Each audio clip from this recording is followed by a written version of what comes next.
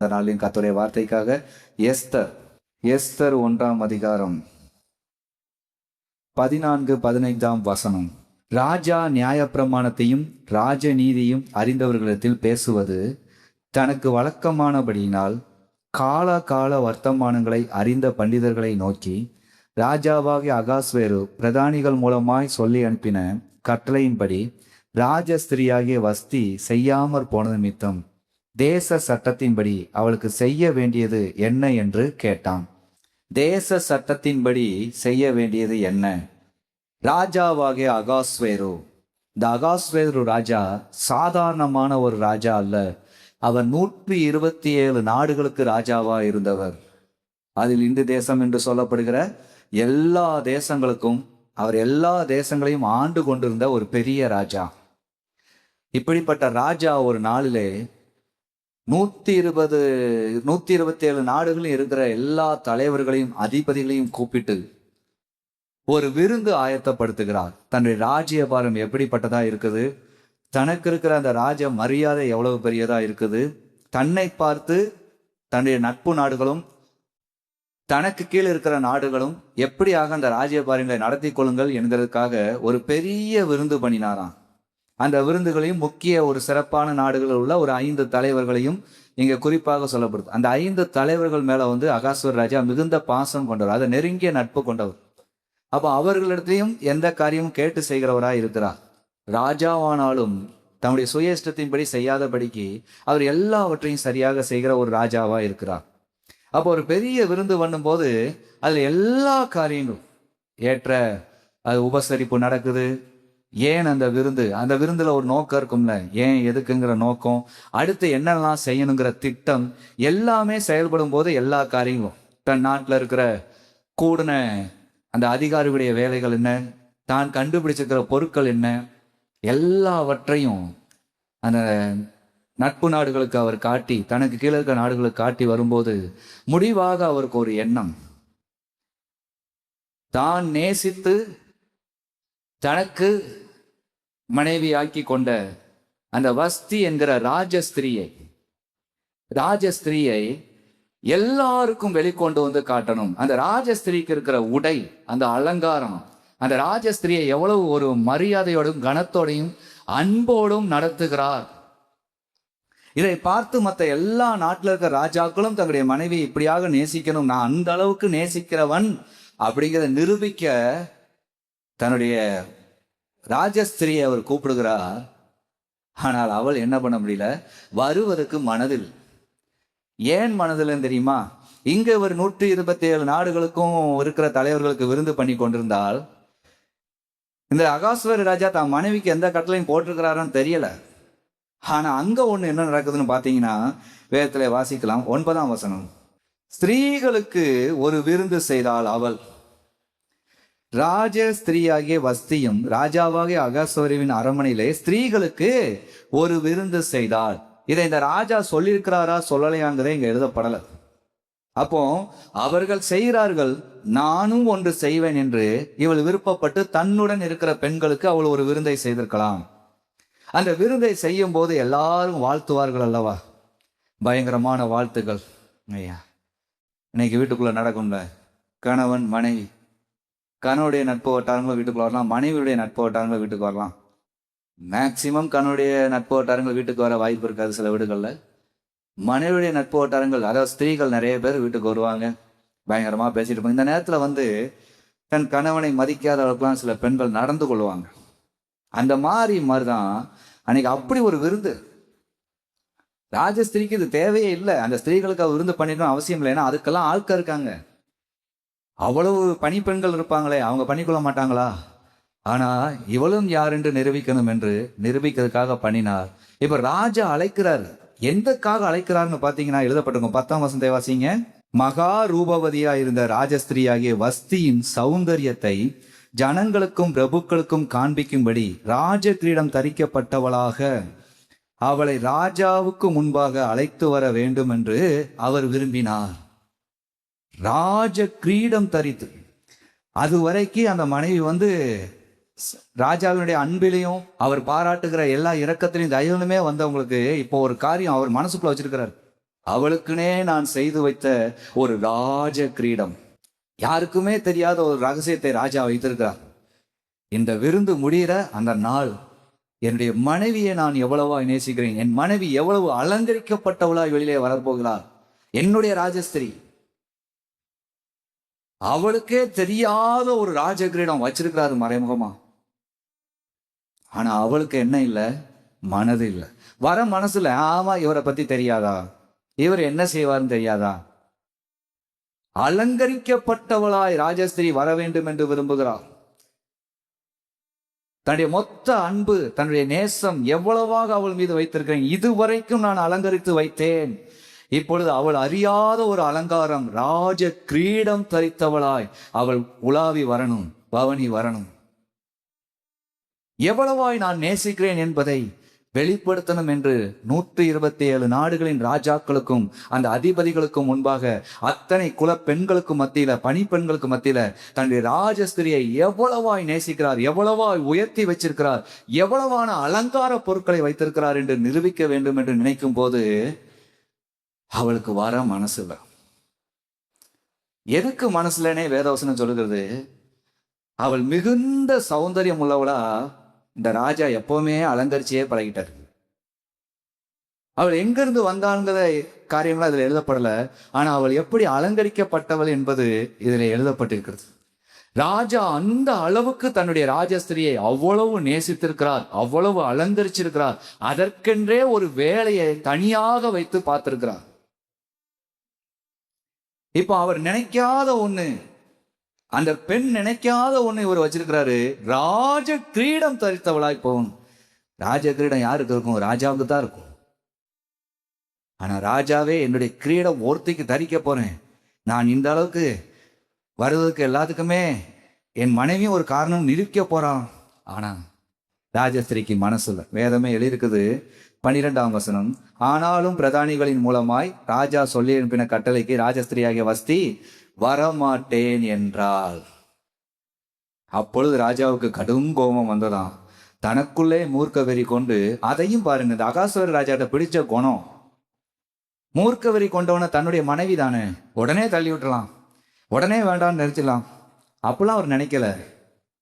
தன்னோடு இருக்கிற அந்த ராஜாக்களாக இருக்கிற மற்ற ராஜாக்களின் நட்பு ராஜாக்களை கூப்பிட்டு சட்ட திட்டம் என்ன சொல்கிறது அதைத்தான் நம்ம இன்னைக்கு வாசிச்சோம். வாசிச்சதுல எழுதப்பட்டிருக்கு 14ஆம் வசனம், ராஜா நியாயப்பிரமாணத்தையும் ராஜ நீதியும் அறிந்தவர்களிடத்தில் பேசுவது தனக்கு வழக்கமானபடியினால் காலா கால வர்த்தமானங்களை அறிந்த பண்டிதர்களை நோக்கி. தானா ஒரு முடிவெடுக்கல. தேச சட்டம் ராஜாவும் சேர்த்து இயக்குனதான். அப்ப அந்த பண்டிதர்களை கூப்பிட்டு அந்த சட்ட திட்டம் என்ன சொல்லுது, இந்த மாதிரி ஒரு ராஜா அழைத்து வரவில்லை என்றால் தான் மனைவி ஆனாலும் சட்ட திட்டத்துக்கு போகிறார். உண்மையாவே இந்த அகாஸ்வர் ராஜாவின் குணத்தை நான் பார்க்கும்போது ஆச்சரியமா இருந்தது. இவர் ஏன் 127 நாடுகளுக்கு ராஜாவா இருந்தார்னா அதுக்கடுத்தான் புரிஞ்சது. இவர் அதாவது போர் குணத்துல மட்டும் வென்றவர் அல்ல, அன்பின் குணங்களாலையும் நிறைய வென்றிருக்கார். ஏன்னா இவர் ஒரு சட்ட திட்டத்தின்படியே வாழணும் என்று நினைத்தவர். அகாஸ்வர் ராஜாவுடைய வாழ்க்கை இது முழுவதுமா நீங்க வாசிச்சு பார்த்தா தெரியும், எந்த ஒரு காரியத்தையும் தனக்கு தெரியும்னு இவர் செய்யவே இல்லை. சட்ட திட்டங்களுக்கு, தனக்கு வந்த கனவின்படி, தனக்கு இருக்கிற ஆலோசனைக்காரர்களின்படி எல்லாமே தெளிவா செய்கிறார். அப்போ தன்னுடைய மனைவி, தன்னுடைய மனவாட்டிக்கு ஒண்ணு செய்யணும். இவருக்கு கோபம் வந்துருச்சு, மூர்க்க வெறி கொண்டாரு. இன்னைக்கெல்லாம் கணவனுக்கு கோபம் வந்துட்டா மனைவி என்ன வேணா கொடுமைப்படுத்த ஆரம்பிச்சிருவாங்க. அவங்களுக்கு பைபிள் தெரியாது, எதுவுமே தெரியாது. ஆனா மனைவிக்கு மட்டும் பல போதனை பண்ணுவாங்க. ஊழியக்கார்ட்ட சொல்லவா, இன்னைக்கு பைபிள் படிச்சீங்களா, இன்னைக்கு கத்தருக்குள்ள இருக்கீங்களா? இதே கணவன் அப்படி இருந்தா என்னவா? இந்த அகாசுவர் ராஜா கிட்ட இருந்து கத்துக்கிட வேண்டியிருக்கு. மூர்க்க வெறி கொண்டாலும் சட்ட திட்டம் என்ன சொல்லுகிறது என்பதை வாசிக்க எவரும் வாசிக்கல, பண்டிதர்களை வச்சே வாசிச்சிருக்காரு. எப்படி பார்த்தீங்களா?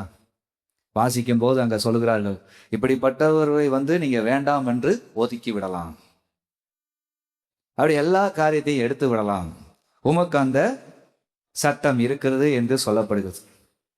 உடனடியாக அந்த சட்டத்தை அமல்படுத்தி அதை அதாவது அகாஸ்வர் ராஜாவுக்கு வேண்டாம் என்று சொல்லி ஒதுக்கி விடுகிறான். இனிமேல் என்ன இருக்காது? அவளுக்கான அலங்கரிப்பான பணிப்பெண்கள் இருக்க மாட்டாங்க. அவளை அலங்கரிக்க இனி ஆள் இருக்காது. அலங்காரத்துக்கான பொருட்கள் எல்லாமே எடுத்துக்கொள்ளப்படும். அவளை வெறும் ஆளாய் அனுப்பிவிடுவார்கள். இதுதான் நடக்கும். இதை ஏன் இன்னைக்கு சிந்திக்கிறோம்? நீங்கள் விசேஷித்தவர்கள். எங்கோ வாழ்ந்த உங்களை, அறியாமல் அலைந்த உங்களை, வானத்தையும் பூமியும் உண்டாக்கின வார்த்தையாகிய இரட்சகராகிய இயேசு கிறிஸ்து உங்களை தேடி வந்தார். உங்களுடைய உபத்திரவங்களிலே, உங்களுடைய பிரச்சனைகளிலே, உங்களுடைய சோதனைகளிலே, எல்லாரும் ஒரு கைவிடப்பட்ட நிலைமையில இருக்கும் போது உங்களை அணைத்து, உங்களை அரவணைத்து, உங்களுடைய எந்த ஒரு பாவ சூழ்நிலை எதுலேயே நீங்க இருந்தாலும், வியாதியில் இருந்தாலும், தேவன் தம்முடைய இரத்தத்தினால் உங்களை கழுவி சுத்திகரித்து, தம்முடைய காயங்களின் வல்லமையினால் உங்களுடைய வியாதியை போக்கி உங்களை தன்னுடைய சொந்த பிள்ளையாக ஏற்றுக்கொண்டார். அதாவது ஆத்தும மணவாளன் இயேசு கிறிஸ்து, அவர் உங்களை ஆத்தும மணவாட்டியாக ஏற்றுக்கொண்டார். அவரிடத்தில் வந்த பிறகு நீங்கள் எங்கும் இல்லாத ஒரு பரிசுத்தத்தை உணர்ந்தீர்கள். பரிசுத்த வேதாகமத்தை ஏந்தும் ஸ்லாக்கியம் உங்களுக்கு கிடைத்தது. பரிசுத்தவான்களோட சேர்ந்து கர்த்தரை ஆராதிக்கும் ஸ்லாக்கியம் கிடைத்தது. எல்லாம் கிடைத்தது. இது ஒரு ராஜ மேன்மை போல மற்றவர்கள் நிற்கும் போது நான் இயேசுவின் பிள்ளை என்கிற அந்த ஒரு சொல்லும் போது அது ஒரு பலனாக, அது ஒரு சந்தோஷமாக இருந்தது. ஆனால் நாட்கள் செல்ல செல்ல செல்ல செல்ல இயேசு அழைத்தாலும் காது கேட்க முடியாத அளவுக்கு எனக்கு நிறைய வேலை இருக்கிறது. கூட்டம் நடக்க நடக்க, சபையில நடக்க, எனக்கு எப்போ பார்த்தாலும் கூட்டம் தான், எனக்கு நிறைய வேலை இருக்கிறது, எனக்கு அது இருக்கிறது, இது இருக்கிறது என்று தன்னுடைய காரியத்துக்கே போய்விட்டாச்சு. இப்படிதான் ஆண்டவராகிய இயேசு கிறிஸ்துவும் முடிவிலே இந்த ராஜாவை ஏற்படுத்துகிறதே கர்த்தர் தானே. அங்கேயும் உங்களுக்கான ஞாபக புஸ்தகம் ஒன்று வைத்திருக்கிறார், ஜீவ புஸ்தகம் ஒன்று வைத்திருக்கிறார். நீங்கள் செய்த ஒவ்வொரு கிரியைகளுக்கு தக்க ஒரு அட்டெண்டன்ஸ், அந்த ஒரு புஸ்தகம் அவர் வைத்திருக்கிறார். இந்த 3 புஸ்தகங்களிலும் நீங்கள் இயேசுவை சொந்த இரட்சகராக ஏற்றுக்கொண்ட பிறகு நீங்கள் நடந்த நடத்தை எப்படிப்பட்டது, எப்படியான காரியம், உங்களுடைய செய்கை எப்படியாக இருக்குது? ஜீவ புஸ்தகத்தில் பேர் எழுதப்பட்டவர்கள் அந்த பேரை விட்டு நீங்குகிறவர்களாய் உலகத்தின் தன்மையில போய் கொண்டிருக்கிறார்களா? தேவன் அழைக்கும் போது செவி கொடாதபடி தங்களுடைய காரியம், தங்களுடைய வேலை என்று போய்விட்டார்களா? ஆண்டவரும் பார்ப்பார் என்கிற நினைவு எனக்கு வந்ததுனால்தான் இன்னைக்கு இந்த காரியங்களை எடுத்து உங்களோடு பகிர்ந்து கொண்டிருக்கிறேன். ஒரு 127 தேசத்துக்கு ராஜாவா இருக்கிறவர், அவர் எதை வேணா அடையலாம், எதை வேணா ஆசைப்பட்டதெல்லாம் அவர் வைத்துக்கலாம். ஆனால் அவருக்கு ஒரு ஆசையே என்னவென்றால், தன்னுடைய வாழ்க்கையை நம்பி வருகிற தன்னுடைய பெண்மணியை ராஜ ஸ்திரீயாய் அலங்கரித்து அழகாய் நிறுத்த வேண்டும் என்று விரும்பினார். எங்கேயோ இருந்தால், அவள் எப்படி இருந்தால், ஏது இருந்தால் எதுவுமே தெரியாது. அப்படிப்பட்ட ஒருத்தியை அலங்கரிக்க வேண்டும் என்று இந்த ராகாஸ்வர ராஜா விரும்பினார். அலங்கரித்து மகிமையா நிறுத்தினாலும் அவளுக்கு இன்னும் தெரியாத அளவுக்கு ஒன்றை அன்றைக்கு புதிதாக வைத்திருக்கிறார், ராஜ கிரீடம். இதுவரைக்கும் அவர் அவளுக்கு காட்டினதும் இல்ல, கொடுத்ததும் இல்ல, ஒரு சர்ப்ரைஸ் பண்ண வச்சிருக்கிறார். ராஜா அழைக்கும் போதெல்லாம் ஒரு பெரிய ஒரு சர்ப்ரைஸ் நடக்கும். இதுல ரொம்ப யோசிக்க வேண்டிய விஷயங்கள் இருக்கு. அவளை ராஜ அலங்காரமாய் அலங்கரித்தார்களாம். அது ஒரு பயங்கரமான ஒரு காரியம். ஏதோ என் மனைவியை பாருங்க, பார்க்க அழகு சௌந்தரியம் உள்ள, அது இல்ல, ராஜ மேன்மையில் அலங்கரிச்சார்களாம். அந்த ராஜ மேன்மை வந்த உடனே அந்த ராஜ மேன்மை அந்த ராஜஸ்திரி எடுத்துக்கிட்டு தன்னோடு இருக்கிற ஸ்திரீகளுக்கு விருந்து செய்ய அவ தனியா ஒரு திட்டம் போட்டு போயிட்டான். இன்னைக்கு இயேசுக்குள்ள நிறைய பேர் வந்த பிறகு எங்களுக்கும் இயேசு தெரியும், எங்களுக்கும் வசனம் தெரியும், எங்களுக்கும் வார்த்தை தெரியுது, யாரு கூட போய்கிட்டு என்னமோ பண்ணிடலாம், ஏதோ ஒண்ணு நாங்களும் சாதிச்சலாம்னு சொல்லிட்டு தேவனுடைய மகிமையை விட்டு விலகி விடுகிறீங்க. அடுத்து தேவன் அழைத்தால் கேட்க கூட முடியவில்லை. எனக்கு தெரியும் தேவன் ஒவ்வொரு முறையும் நம்மை அழைக்கும் போதும் நமக்கான ஒரு சர்ப்ரைஸ் ஒன்று வச்சிருக்கார். இன்னைக்கு இந்த கூட்டம் வந்திருக்கீங்க, இன்னைக்கு வரலைன்னா உங்களுக்கு இந்த மேன்மை தெரியுமா? இன்னைக்கு ஒரு மேன்மை வைத்திருக்கிறார். உங்களுக்கு எனக்கு என்ன மேன்மைனா ராஜ மேன்மை. இதே இன்னைக்கு நிறைய பேர் போர் அடிக்கி நான் போய் என்னத்தை கண்டேன் அப்படிங்கிறவங்க வீட்டில் இருந்தாங்கன்னா இன்னைக்கு எப்படி இருக்கும்? அதே மாதிரிதான் ராஜஸ்திரி அடையலை. ஆனா அதுக்கடுத்து எப்படி கிடைச்சது, மற்றவங்களுக்கு எப்படி கிடைச்சது நமக்கு தெரியும். இன்னைக்கு இந்த ஒரு காரியம் போதும். இயேசு கிறிஸ்துவுக்கு மணவாட்டியாய் நீங்களும் நானும் இருக்கிறோம். மணவாளன் ஒரு நாள் வரப்போகிறார். அது வரைக்கும் அவர் நம்மை அலங்கரித்து கொண்டே இருப்பார். ஒவ்வொரு கூட்டத்திலும், ஒவ்வொரு முறை நீங்கள் தேவனை நோக்கி பார்க்கும் போதும், ஒவ்வொரு முறை நீங்கள் ஜெபிக்கும் போதும் தேவன் உங்களை அலங்கரித்து கொண்டே இருக்கிறார். நீங்கள் அறியாத வசனங்களை அவர் உங்களுக்கு கற்றுத்தருவார். நீங்கள் அறியாத பாதையில், புரியாத பாதையில் உங்களை கால் தடுமாறாதபடி நடத்தி செல்வார். அவரை நம்பி வருகிற உங்களுடைய வாழ்க்கையில எந்த இடரலும் இனி வருவதற்கு வாய்ப்பே இல்லை. இடரல் இல்லாத ஒரு வாழ்க்கையை தருவார். எல்லாமே அவரிடத்துல இருந்தோம், எனக்கு இது போதும், நான் எல்லாவற்றையும் அடைஞ்சிட்டேன்னு திரும்பி திரும்பி போகிறவர்கள் உண்டு. இல்லைங்க, அவருடைய வருகை வரைக்கும் அவர் நம்மளை அலங்கரிக்க வேண்டியது நிறைய இருக்குங்க. அவர் நம்மளை மிகுந்த சௌந்தரியத்தினால அலங்கரிச்சு பார்க்கிற கர்த்தருங்க.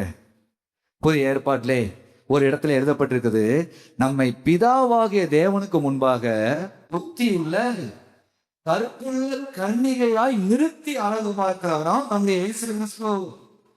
கற்புள்ள கன்னிகை அப்படிங்கிற போது கரைகுறை அக்க பாவம் நிறுத்தி அழகு பார்ப்பாராம் இயேசு கிறிஸ்து. இது யாராலும் சிந்திச்சு பார்க்க முடியுமா? கரைகரை அற்றவர்களா அவரோடு இயேசுவோடு இந்த நடந்து வருகிற பயணம் அவ்வளவு அழகானதுங்க. அநேகரை வியக்க பண்ணுகிற ஒரு வியப்பானதுங்க.